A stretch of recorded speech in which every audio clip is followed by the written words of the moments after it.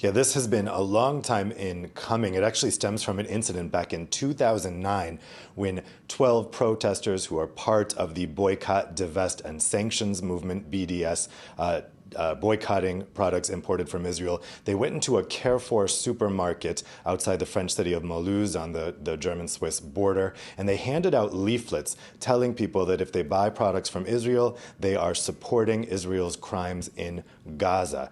Carrefour didn't press charges against them for that, but the French state did go after them on the basis of discrimination law. Reportedly, the French government has been keen for prosecutors to go after BDS protesters on the basis of discrimination. And this, in turn, is from intense pressure from Israel, which says that these protests are anti-Semitic against Israelis and against Jewish people more largely. This kind of went back and forth in the courts in France, but in 2015, the Supreme Court in France favored the rulings which found these leaflet distributors guilty of discrimination, hatred, or violence. That happened in 2015. So this European Court of Human Rights ruling rules against that Supreme Court ruling. Okay, so the court says France was wrong. So what happens now?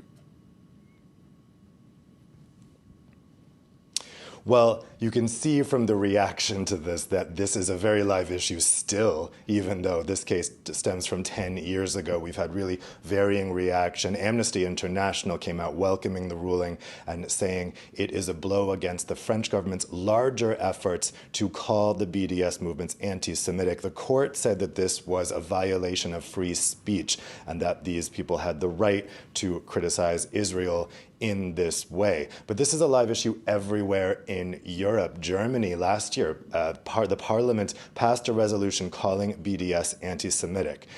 Now, this is the European Court of Human Rights, which is part of the Council of Europe. It's not the European Union. This is all based on a treaty. This is the larger organization that includes countries like Russia and Turkey. And not all countries always follow these rulings. They're kind of honor-bound by treaty membership to follow them, but they don't have to. Western European countries almost always do, France in particular, so we could expect the ruling to be adjusted. But whether or not this actually affects such court judgments going forward, and more importantly, prosecutors' decisions whether to take these cases forward, we'll have to wait and see.